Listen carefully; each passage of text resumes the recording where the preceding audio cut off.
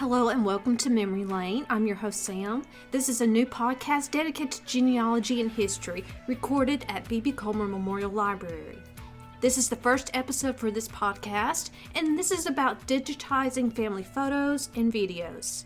Today I'm proud to announce a new facility here at Comer Library, and it is the Laura and Bill Campbell Memory Lab. This is a room dedicated to digitizing family memories. My special guest today is Elizabeth. Elizabeth is a staff member of the Comer Library, and she is here to talk about the Memory Lab. Thank you for joining me. Thank you so much for having me. Personally, it is important to preserve family memories. Photos and film can fade over time. The wear and tear of film, fire, natural disasters, or elements that can destroy those irreplaceable memories. And so digitizing is an excellent way to preserve those memories before something bad happens. So can you tell us a little bit about the Memory Lab? The Memory Lab project was funded in part by a grant from the Alabama Public Library Service with funds from the Institute of Museum and Library Services. We are grateful for the gift from the Campbell family that allowed us to finish out the lab and get it ready to open to the public. The Memory Lab has equipment that allows you to convert things such as film, VHS tapes, audio cassettes into digital files that can be transferred to DVDs, external hard drives, or just sent to yourself. Can you talk about types of storage devices? Every type of media that you convert will be converted into a digital file that can be stored in your email, on a flash drive, a hard drive that has to be compatible with Apple, DVD, SD card, and the SD cards have to be 32 gigabytes if you're using them for the film converter because otherwise it won't read it. But for now, that's pretty much what you can store everything on. And what's great about saving those photos and films on a device like an SD card or an external hard drive, you can make multiple copies and share it with your immediate family members, which makes excellent Christmas gifts. Absolutely. So do you have to reserve a time to use the Memory Lab? Yes, you do have to reserve a time to use the Memory Lab, but you can call the library anytime to reserve a slot for the Memory Lab. How does one go about reserving a time to use the lab? Do you reserve online, email, or call? So for right now, you can just call the library and we can reserve you a time, but sometime in the near future, we're going to have it set up to where you can sign up online through our website. Is the Memory Lab available Monday through Saturday? The Memory Lab is available by appointment only. You can call the front desk at 256-249-0961 to book an appointment and check availability. How long does it usually take to digitize photos, videos?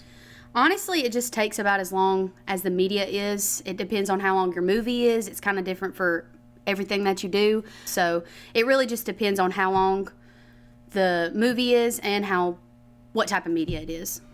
And so there is a time limit to use a lab. Yes. Right now we're doing 3-hour time slots. Obviously you don't have to use the whole 3 hours if you don't need it. And if you still have other home movies that you need to convert, you can just reserve another time.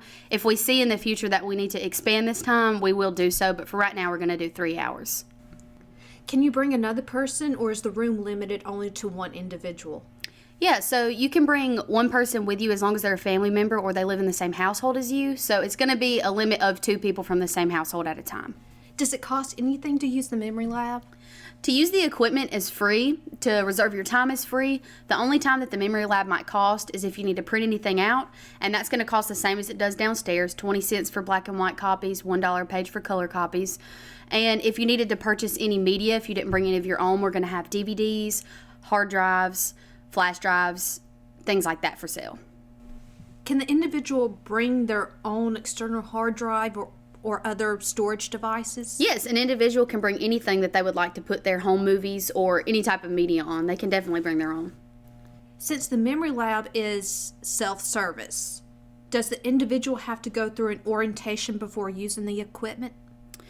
There won't necessarily be an orientation session, but me or another staff member will be sitting in there. We'll show them how to use the equipment, and we'll also have some tutorial videos that they can refer to if they need any help. Can you give us a step-by-step instructions on some of the equipment that's in the Memory Lab? Yes. The first piece of equipment that I'll show you how to use will be the film converter, and you can convert using 8mm or Super 8 film. So first you're going to power on the machine. You'll insert an SD card in the back. That's going to be what your film is converted to. It has to be 32 gigabytes or less. Anything greater, the machine will not read. So if you have a film reel that has a lot of film that doesn't have any slides on it, it would be really beneficial to go ahead and pull this out, because otherwise you'll have to wait for all of this to feed through the machine. If the film reel is loose on the knob, you'll need to use an adapter that we will have provided that will help it to stay secure. On the left side it's red and on the right side it's gray. You'll put the empty reel that we have provided onto the right side. It doesn't need an adapter. So next you'll have to follow the solid line to feed the film into the empty reel. You'll first open the tab, and you have to slide the film in and make sure it fits under all 3 white tabs in the slide.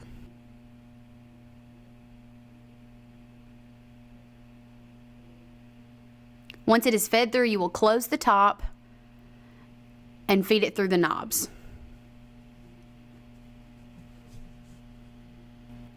Next, you'll feed it into the empty reel. There will be a slot that says insert here, and you'll just want to make sure that it's secure. You can roll it around to make sure that it is tight and it's going to pull correctly. The way that it has it fed, it wants you to feed it through all of those knobs, but it doesn't do well that way. If you just feed it under one knob, it does great. You can hand turn the empty reel on the right to feed the film onto it until you get to the beginning of your movie. Once you have the movie where you're ready to start, you'll want to make sure that you put the switch on the bottom on the type of film that you're using. On the right side it says 8mm, and on the left side it says Super 8. So you just want to make sure that you have the tab in the right place. Once you're ready, you'll press start. You'll want to make sure that you watch the entire film feed to make sure that it doesn't get jammed. You'll be able to see each slot appear on the screen on the machine. You can gently guide the reel on the right with your hand if it gets stuck. In the settings, there will be an option to adjust the slide in the frame. You can press the mode button to adjust the frame and how the slide looks in the frame. In the settings menu, you can use the up and down arrows to select what function you would like to use. To adjust the frame, you'll click Frame ADJ and then press enter. You'll be able to see how the slide looks on the screen on the machine. You'll be able to adjust it to the left and right. Once it is where you want it, you'll press enter. It'll then let you adjust up and down. And again, when it's where you want it, you can press enter. You can zoom out or zoom in and press enter. And once you're done, you'll press mode again and it'll be ready to go. Once your entire film has run, you can remove the SD card and it will power the machine off. The SD card will automatically have your movie loaded onto it, and you'll be able to view the movie on our Mac. You can insert the SD card into the SD card reader connected to the Mac in the Memory Lab. Once the SD card is inserted, you can double click on the icon shown here called Untitled. It's going to open up a folder titled Film Scanner. You'll double click this folder and another folder will open titled Movie. You will double click on the movie that you want to open, and then you will be able to watch it on your screen. Once you have finished viewing your video, you want to begin to rewind your film back onto your reel. In order to do this, you'll remove the empty reel from the left and put it on the right side. In order to secure the empty reel on the right side, you may want to use one of our adapters to make it stay. Some reels will not require an adapter to be secure. You'll follow the dotted line to feed the film through, and you will not need to secure it under the tabs. You will follow the dotted line onto the empty reel and make sure that you secure it onto the reel. You may want to hand feed it just a little bit to make sure that it is tight and not going to slip. You'll click mode, which takes you to the settings, and use the up and down arrows to get you to the rewind mode. Once you have selected rewind, you'll want to make sure that you press enter. This is going to give you instructions just ensuring that your full reel is on the left and your empty reel is on the right. Once it is ready, you'll want to press enter. You may want to hold your hand on the reel to make sure that it doesn't pop off because sometimes it might come loose. Once it is finished, you'll just press enter one more time. Make sure once you're done, you press the power button to turn the machine off. For now, the film converter that we have does not transfer audio along with the video. All you'll get is basically a silent video. Hopefully in the future we'll have a machine that does transfer the audio, but for now all we've got is video. The next equipment we'll give a tutorial on is how to convert VHS to DVD. You'll want to make sure that you wear your headphones throughout the entire conversion process to ensure that the audio is feeding correctly for your digital file. To begin, you'll power on the VHS player next to the Mac. You'll want to insert your VHS tape into the player.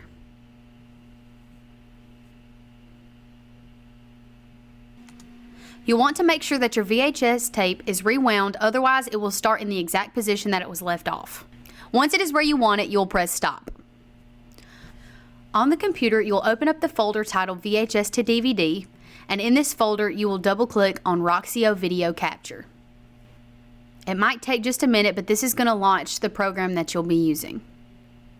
When you first open it, you'll see a blue screen because nothing is playing on the VHS player. In the top left box shown on the screen, you can title your home movie whatever you would like. For this, I will use Memory Lab example. When rewinding your VHS tape, you'll have to hold down the rewind button for it to continuously rewind. If you just press it, it will only rewind it a few seconds. Once you've reached where you would like to start on your VHS tape, when you're ready to record, you will press the red record button on the computer, and then you will press play on the VHS player. You will see above the record button that it is counting the time that it is running, and this will show you the total record time once you are finished. Once you're done converting, you'll want to press the red stop button on your computer, and you'll press stop on the VHS player. Once you press the stop button on the computer, you will press the finish button to the right. It will tell you that it saved it successfully to a folder on the computer. You'll want to make sure you press OK. On the computer, you'll want to double-click the icon titled Macintosh HD. Once the application opens, you'll click the movie folder on the left. Within this folder, there will be a folder titled Roxio Video Capture. You'll double-click this, and this will pull up the video that you converted. If you want to put your video onto a DVD, you'll get a blank disc and insert it into the DVD burner connected to the computer.